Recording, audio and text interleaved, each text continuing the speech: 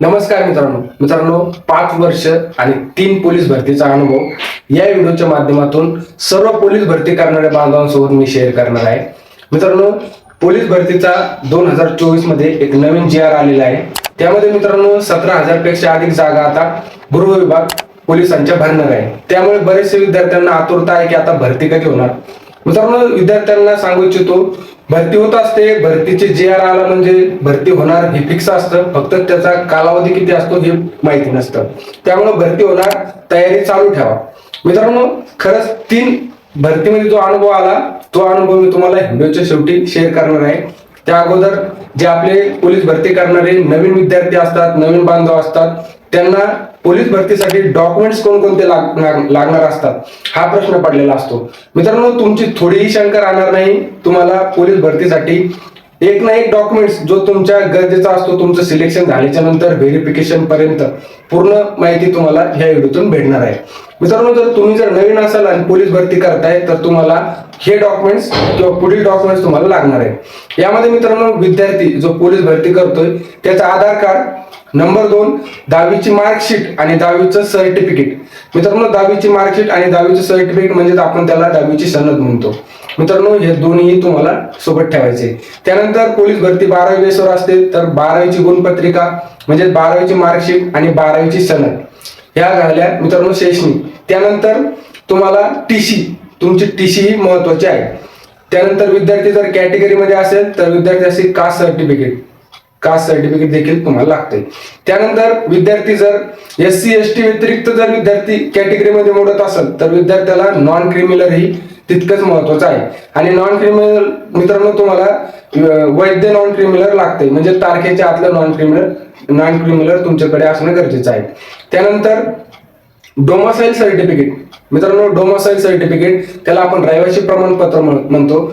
बरेचसे विद्यार्थी आपले खेडेगावातले असतात तर त्यांना ग्रामपंचायत मधून देखील एक रहिवासी प्रमाणपत्र मिळते, पण ते प्रमाणपत्र यासाठी चालत नाही. त्यासाठी तुम्हाला तहसीलचे जे डिजिटल साईन वाले सर्टिफिकेट असते डोमासाईलचं ते तुम्हाला लागणार आहे.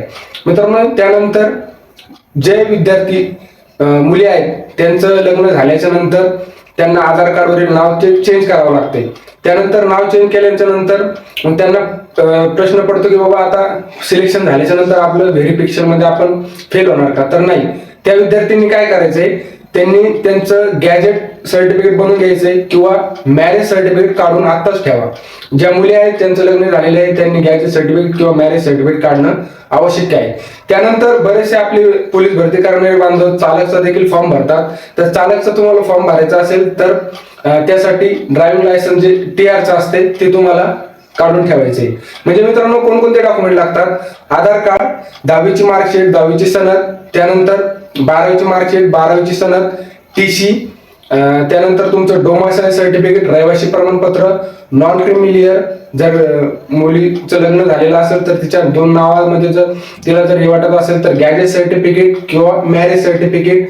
आणि चालकचा जर फॉर्म भरायचा असेल तर TRचे ड्रायव्हिंग लायसन्स. मित्रांनो, इत्यादी डॉक्युमेंट तुम्हाला पोलीस भरती करण्यासाठी लागतात, ही गोष्ट लक्षात ठेवायची.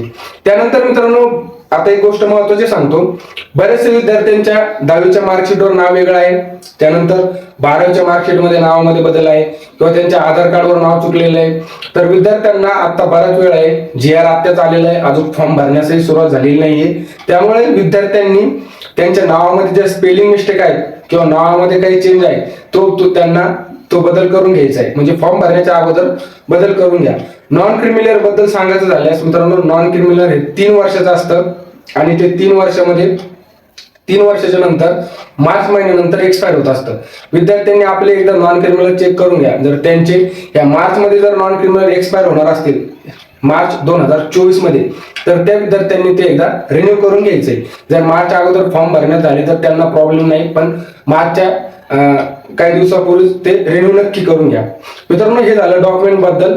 आता तुम्हाला माझा 3 वर्षाचा जो पोलीस भरतीचा जो अनुभव आहे ते तुमच्या समोर शेअर करतो. मित्रांनो, जर तुम्ही पोलीस भरती करताय तर मी सांगतोय तुम्हाला पोलीस भरतीचा पूर्ण वेळ, एका भरतीचा वेळ तुम्हाला पोलीस भरतीसाठी द्यायचा आहे.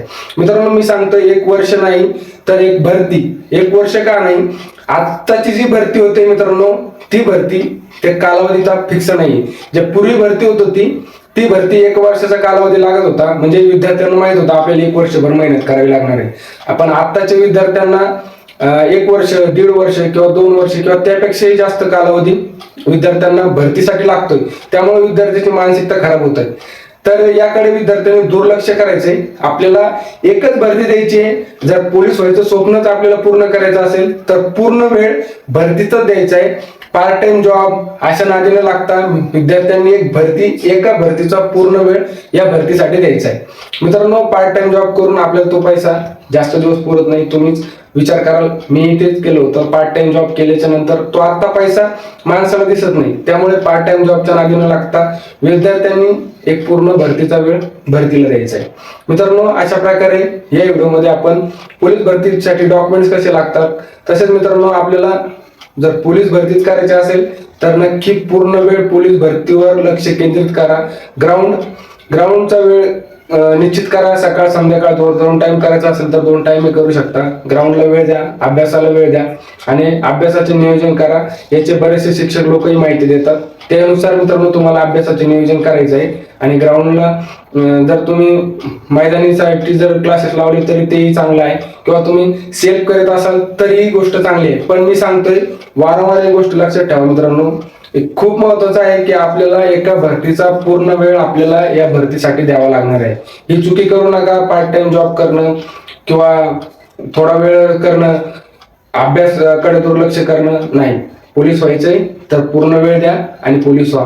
व्हिडिओ जर आवडला असेल तर मित्रांनो आपल्या पोलीस भरती करणारे जे नवीन बांधव आहेत त्यांना शेअर करा, म्हणजे यातून ते त्यांचे डॉक्युमेंट्स जर आता सध्या त्यांच्याकडे नसतील तर ते मिळवतील, किंवा त्यांच्या डॉक्युमेंट्स मध्ये काही करेक्शन असतील तर ते त्यांना करता येईल. मित्रांनो, नक्की व्हिडिओ शेअर करा. धन्यवाद.